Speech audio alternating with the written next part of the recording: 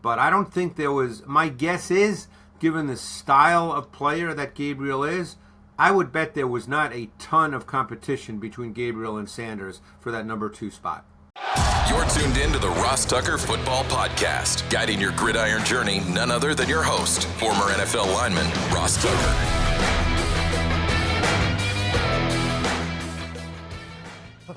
Oh, yeah, it is. But it's not just any Ross Tucker Football Podcast. Never is. Bring it for you every day, including, how about this, 6 days a week, starting next week. Yes, you heard me correctly. We've got Greg Cosell today, as always on a Thursday, to talk about all the guys in the news, the Rashee Rice suspension, what that means for the Kansas City Chiefs, big contract for Kyle Hamilton. We got quarterback news. We got a lot of rookies that look like they're going to have prominent roles. Need a refresher course from Greg on those guys. I did pick winners this week. For those of you that spread the word via social media, at Ross Tucker Pod, at Ross Tucker NFL, or took advantage of any of our sponsors, or just gave us a shout out, made a comment on YouTube, youtube.com/Ross Tucker NFL. But before we get into any of that, I have been teasing a major announcement on this show. Those of you that listen to Tuesday's Even Money podcast, you heard that we're now going to have 2 Even Money podcasts per week, Tuesday and Thursday. Those of you that listen or watch youtube.com/Ross Tucker NFL, the Fantasy Feast, you know that that show is going away because we are allocating more time to what you guys like the most, what you guys consume the most, including something most of you have asked for a long time. More Greg Cosell. You wanted more Greg Cosell. You got him twice as much every week, every Thursday and Friday. We're going to try to get through as many games as we possibly can. That's always been the criticism. Why don't you talk about more games? Why don't you get into more games with Greg? Well, first of all, he's only one person. But secondly, we are going to get into more games. We're going to do that. So the format starting next week, Monday will be an awesome interview with Bill Barnwell, but Monday typically will be my takeaways from all the games on Sunday, what you need to know from what happened on Sunday. Tuesday's power rankings. We are now going to do my picks on Wednesday for the entire week. Thursday night, Sunday, Monday. Thursday, Greg Cosell Part 1 and the news. Friday, Greg Cosell Part 2 and the news. And then a Saturday sit-down, which is a special interview that you can listen to or watch whenever you'd like. Beyond fired up. Hopefully those of you that get our email newsletter, the feedback has been amazing. That's over at rosstucker.com. Or you can just click on the link tree whenever we post anything on social and sign up for the newsletter. You would have found that out Monday night. It's Big Show time. The Big Show. Greg, I'm so excited for starting next week. I know we've talked about it for a while. I'm thankful to DraftKings and you for making it happen. Going to be fun to basically get into twice as many games. Ross, I'm really excited. I always feel like when we get into the season, we leave so much on the table when we're done, So now we have an opportunity to really talk a whole lot more, get into some more detail, get into some more teams and games. So I'm really looking forward to it. Well, listen, we usually have 20 minutes, and there's always things that happen the weekend before that I want to get your thoughts on and hear your take on and break down the video. But then I want to have you preview the next week. So, you usually only end up getting, 5 or 6 games. So maybe now we can get to 10, 11, 12, which would just be absolutely fantastic. Today, though, it's about the news. And as big a news as any, Greg, is that Rashee Rice for the Chiefs, maybe their best receiver, probably their best receiver, he is out for the first 6 games. What is he, Greg? Obviously he was hurt for a while last year, so they know how to live without him. But what does he bring to the lineup, and what do they lose when they don't have him? It's really interesting. They played most of last season without him, and their pass game was not quite what it had been in previous years. In some ways, I remember the year before, he ended up running a lot of the kinds of routes that Travis Kelce ran. He worked the middle of the field really, really well. He was very good against zone coverage, understood how to find voids, settle into the soft spots. He's just a consistent receiver, not necessarily explosive, but a very, very consistent receiver. And keep in mind that the best part of the Chiefs passing game is working the middle of the field between the numbers. That's the best part. They really don't throw the ball that much outside the numbers. They work exceptionally well between the numbers. That's the strength of Patrick Mahomes. That's one reason why Travis Kelce has been so good over the years. That's where he works. And Rashee Rice, we noticed on film, was running a lot of those kinds of routes. So they definitely missed him. They'll miss him for the first 6 games. You know what's fascinating to me, Greg? So Tom Brady obviously lived in the middle of the field. Yeah. Okay? And for whatever reason, it feels like the Patriots and now the Chiefs always have open guys in the middle of the field. Just like you would think that wouldn't be the case, right? More bodies, harder. Meanwhile, compare and contrast that, Greg, where there are some guys, some quarterbacks that people will say struggle in the middle of the field or don't throw it to the middle of the field as much. Jalen Hurts famously doesn't work the middle of the field as much as he works the perimeter. I don't really know what that is. I don't know why that is. Well, I mean, his best receivers are on the outside. Jalen throws a terrific fade ball down the sideline. But I do find that dichotomy to be interesting. Well, I think that's a function of understanding the strengths and limitations of your quarterback. There are very few quarterbacks, and by the way, this includes Patrick Mahomes, because I've been told by coaches in the league that, for instance, he's not among the best progression readers in the league, and that they work the middle of the field. That's the foundation of their pass game. So you play to the strengths and you try to mitigate against the limitations of your quarterback. That's essentially what coaching is. There's very few quarterbacks that have played, very few that you'd say literally have no weaknesses. Nothing that is, I don't want to say a flaw in their game, but let's call it a weakness. So that's what coaching is. You navigate and mitigate against the weaknesses, and you build your passing game around the strengths. That's coaching. And, I think that's, you mentioned the Eagles, that's a great example. There may be no better quarterback in the league throwing fade balls and go routes than Jalen Hurts. But they don't work the middle of the field because he doesn't see the middle of the field really well. But, obviously in the context of the Eagles offense, he's a very highly efficient player.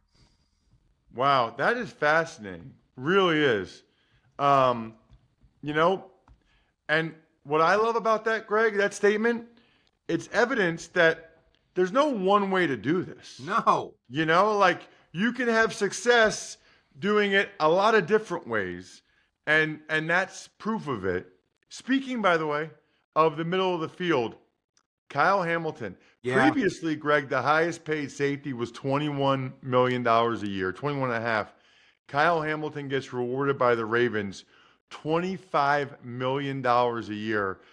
Greg, I love everything about this guy. Me too. I think he could start at 3 or 4 different positions, which is wild to say as an NFL player. He can start at safety. I think he can start at nickel. I think he can start at linebacker if he really wanted to. It is remarkable. And the craziest thing about it, Greg, and you and I are always trying to learn, we're always trying to get better. He fell out of the top 5 or top 10 in the draft because he only ran a 4.5 40 at Notre Dame's Pro Day or whatever. What a mistake by the teams. It was kind of reminiscent of Derwin James when he came out in the draft. Remember, he ended up going 17th or 18th, and people thought he should have been a top 7 or 8 player. Hamilton, it was talked about a lot last year that their defense really got better in Baltimore when they moved him more toward the back end. But you're 100% right. Depending on your defense and the other players in your defense, he can play on the back end. He's played in the slot where he's very good. I think you're right. I think in sub packages, he could easily play that sort of money position, that linebacker position, and be very, very good at it. He's a multi-dimensional, multi-positional player with unbelievable length. He's really smooth. He's fluid. He's loose-hipped. He's just a really, really good player. And Greg, maybe an even better young man. And I was even surprised when he walked into the room before that Cleveland game last year. That's a big guy. I mean, he is all of 6'4", Right. 220. Like, that is a big man. I mean, he looks lean. 6'4", 220 is lean for an NFL player. But when he came in the room, I was like, wow, holy cow. All right. We talked about this last week. But now that it's official, Spencer Rattler, the Saints named him the quarterback. Can you just refresh my memory, especially selfishly, because I'm doing Cardinals Saints next week for CBS. Refresh my memory. What has he shown, Greg? But what does he need to show? What does he need to get better at? Well, I'm going to put it in the context of the Saints team, because ultimately they named him because they want to win football games, not just because they're looking at Spencer Rattler in a vacuum. I mean, he's a very gifted thrower. Everybody knows that. That doesn't take hardcore X and O study to know that. He's an incredibly gifted thrower, throws it easily, big arm.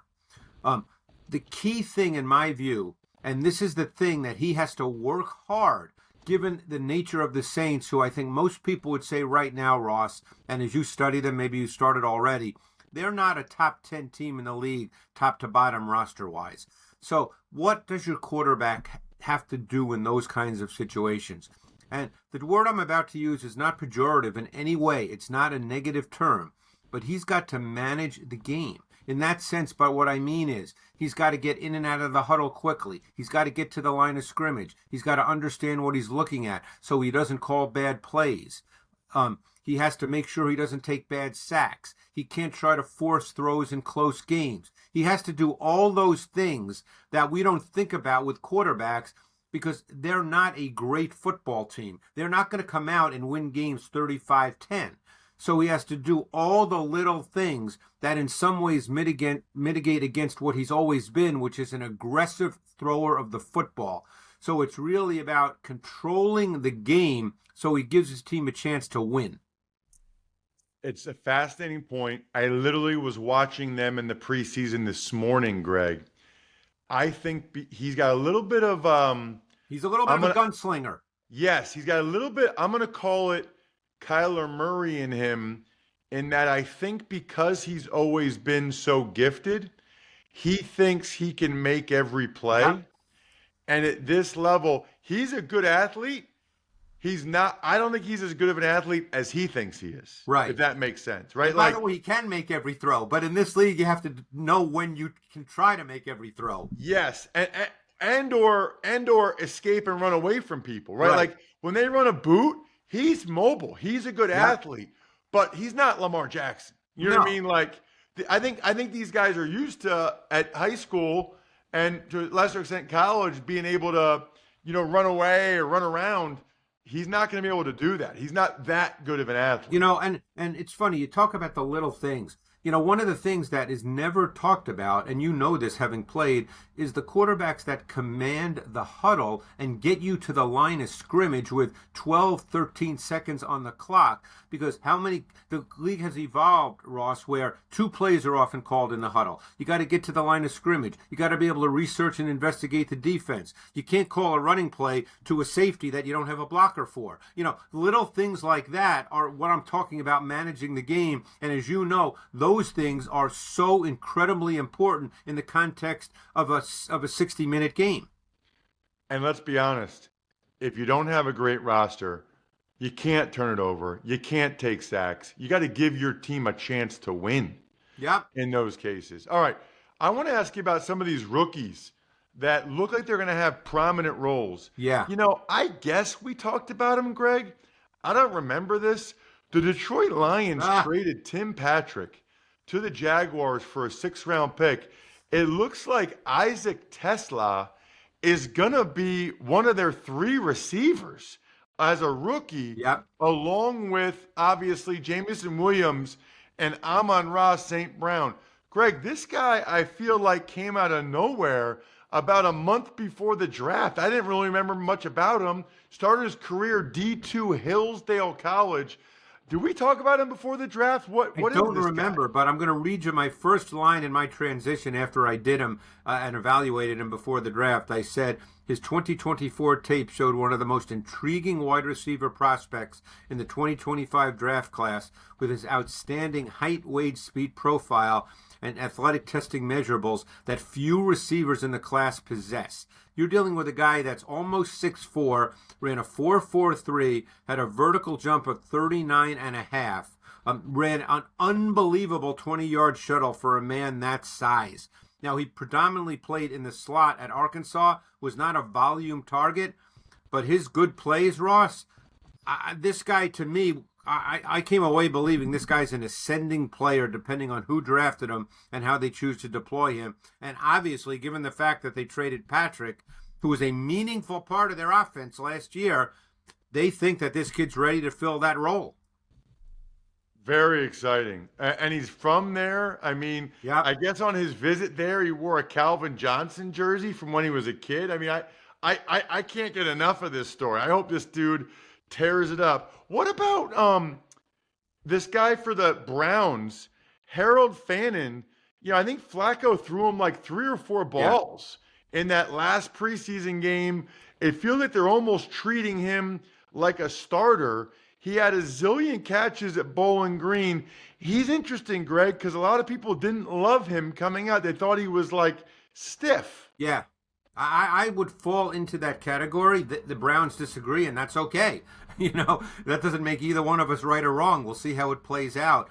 But you have to remember one thing. They see him as kind of that movement tight end, almost like a wide receiver. He's only 6'3". He's 241. He's not a traditional or conventional tight end in that sense. And don't forget, they don't have a plethora of wide receivers that you'd feel great about, because right now the Browns, Judy would be their number 1, Cedric Tillman, unproven, would be their number 2. You could see this team playing a ton of 12 personnel, and if they like Fannin, which I understand they do, you could see him almost being used as in terms of alignment as a wide receiver type player. So, you know, all that matters is they like him. I've heard he's had a good camp. You know, I thought he was a little stiff, but we'll see how it plays out because he's going to get meaningful snaps. Speaking of the Browns and going to get meaningful snaps, Greg, they traded Kenny Pickett to the Raiders. The Raiders needed a quarterback with Aiden O'Connell. I think he has a fractured wrist. Kevin Stefanski has named Dillon Gabriel the number 2 quarterback. You know, you don't do that with a 3rd-round pick unless he was impressive, and I think the Browns coaches were impressed with Gabriel. I mean, he played in college forever, so people know him, but give us a little refresher course because he's a play away, and quite frankly, Greg, I think he's going to end up playing a lot this year. Yeah, well, he fits Kevin Stefanski, and Kevin Stefanski really liked him coming out because of the way in which he plays. Gabriel is purely a timing rhythm player. You know, again, stylistically, you'd say he's similar to Tua Tagovailoa in that he hits his back foot, the ball comes out. That's the way Kevin Stefanski sees his offense. And there's a ton of play action in his offense. So he sees Gabriel as the kind of quarterback that can efficiently run what he wants to do. It's all about timing and rhythm. And that's the way in which Gabriel plays. Obviously, he's under 6 feet. He's not big. His arm's a little better than people might think. He does have enough mobility, like you spoke about with Rattler. You know, he's not dynamic, but he has mobility. So he fits exactly what they want. And you're right, he could end up playing. I mean, Joe Flacco has played a lot of years. We'll see. But, you know, one thing about Flacco is he can still throw it really, really well, and he's seen a lot. But I don't think there was, my guess is, given the style of player that Gabriel is, I would bet there was not a ton of competition between Gabriel and Sanders for that number 2 spot. Speaking of trades, Greg, the Carolina Panthers traded Adam Thielen back to the Vikings. We know what Adam Thielen is. Everybody knows what Adam Thielen is. I don't need to talk about him. But that means the Panthers are having Jalen Coker, the 2nd-year undrafted free agent out of Holy Cross. He's one of their top 3 receivers. Yeah. I don't even know. I mean, he played a decent amount last year. How much do you even know about him, Greg? Yeah, no, I've seen him quite a bit. I mean, he's got really good size. He's very smooth in his movement. He understands how to run routes. He understands how to create separation. at the top of his route stem. There's some route subtlety and refinement to him. He's a big kid with really, really good hands, and knows how to find voids in zones. I think there's run after catch physicality and competitiveness that's there to be cultivated. Last year, I think he had 47 targets. About half of them came from the slot, so he's played inside and outside a year ago. He's a big physical receiver that catches the ball. And, obviously he's in their world, he'd be their number 3 because they drafted Ted McMillan and obviously still have Xavier Legette. But he could fill that role of a number 3 receiver for sure. I think he had like a 40-inch vertical, too. I called a couple of his games at Holy Cross, and Sluka was their quarterback. He would just throw it up to him. I mean, he was just, at that level, he was extremely He extremely had a impressive. 42.5-inch vertical. You're right. Greg, you are the man. I can't believe starting next week we get twice as much of this, getting into every game, the real games. Going to be incredible. Check him out on social media at Greg Cosell. Beyond fired up, Greg. Can't wait. Thank you so much. Thanks, Russ. Appreciate it. Looking forward to next week. All right, let's dive into the news. But first, got another project coming this fall, thanks to my friends at West Shore Home, the experts in bathroom, window, door, and flooring projects. I think I've talked about this before, but in kind of my detached garage, that's where I have my studio. That's where I have my workout area. My shower is not cool. It's actually like tight. Like I don't have a lot of space there. I'm getting a new one thanks to my friends at westshorehome.com/Ross. You guys can too, by the way. You can buy a full bath remodel and get a shower, replace another bathroom free, or you can buy a house full of windows, get a new entry door free. 12 months, no payments, no interest. You get that exclusive discount of $5,000 by going to westshorehome.com/Ross. See the website for details.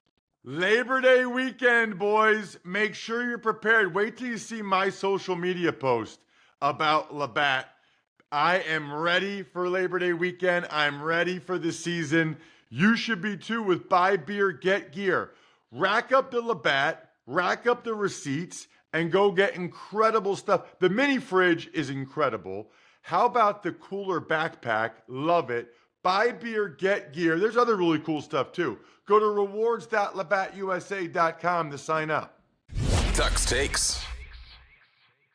All right, Ross, some news around the league. First, something you mentioned with Greg earlier. Chiefs wide receiver Rashee Rice, he's officially suspended the first 6 games of the season. Well, this was weird, remember? Because they were going to have that like September 30th hearing, and there were conspiracy theories out there. I guess the league was trying to have him suspended for 10 to 12 games, which is why they wanted the hearing. They ultimately agreed to this 6-game suspension. I think it's better for everyone when you know these things ahead of the season. And Kyle Hamilton, he becomes by far the highest paid safety in NFL history at $25 million a year over 4 years. I think I already said how I feel about Kyle. I'll just say the Ravens organization, man, they know what a football player looks like. And I don't know if you saw it, Jack, but that video yesterday with their GM, Eric DeCosta, telling the 3 undrafted guys that they made the roster.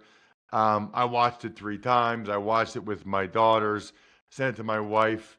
You want to talk about getting the emotions going. That's like a guaranteed tearjerker for me every time. Meanwhile, in Dallas, Cowboys edge rusher Micah Parsons, he is reportedly getting a second opinion on his low back tightness. Well, because I guess he got an MRI and the Cowboys cleared him. I'm actually going to make this, Jack, my Labatt take of the week. Brought to you, of course, by my friends at Labatt. With Labatt, you can buy beer and get gear. Just go to their website, snap a photo of your receipt, upload it to gain points towards exclusive merch. Any size, any product, anywhere you're buying Labatt. Sign up at rewards.labattusa.com. The Cowboys' first game is a week away, and Micah Parsons has done nothing. So let me be very clear about this. Even if he signs a new deal, or even if he just decides to play his contract out and he plays Thursday night, if he gets any type of soft tissue injury, which is very possible, That's on Jerry Jones. That's on Jerry Jones and the Cowboys. They could have solved this a while ago, even if they did it earlier this week, like the Bengals did with Hendrickson or the Commanders with Terry McLaurin. They could have had a ramp-up period for Micah. Now they're almost out of time. If he suffers an injury early in the season, it's on Jerry. Some trades around the league that you talked about with Greg. The Lions, they trade their receiver Tim Patrick to Jacksonville for a 6th-round pick. And Minnesota, they're trading 4th and 5th-round picks to the Panthers for wide receiver Adam Thielen, a 5th-rounder, and a conditional 7th-rounder, which will net out to about a 4th. Well, so the Jags wanted another reliable veteran, big-bodied receiver to go along with Travis Hunter and Brian Thomas. That makes sense. We already talked about what it means for Isaac TeSlaa. As for the Vikings, I love that Thielen's going back there. He's from there, went to Minnesota State. I love everything about that.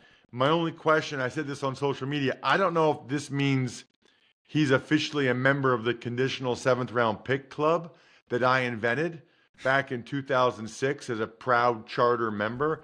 I'm going to say no because there are way too many other picks involved. But they essentially gave up almost the equivalent of a 4th, which shows you just how badly they wanted Adam Thielen.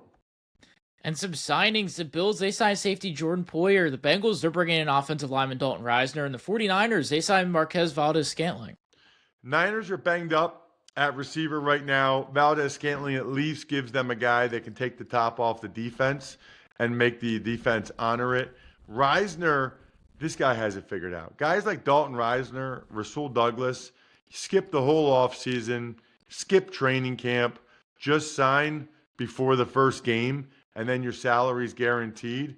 That is well done from a business standpoint. Speaking of well done, I love giving out winners. Miles Lins, the spread the word via social media, made a comment on @RossTuckerNFL on TikTok.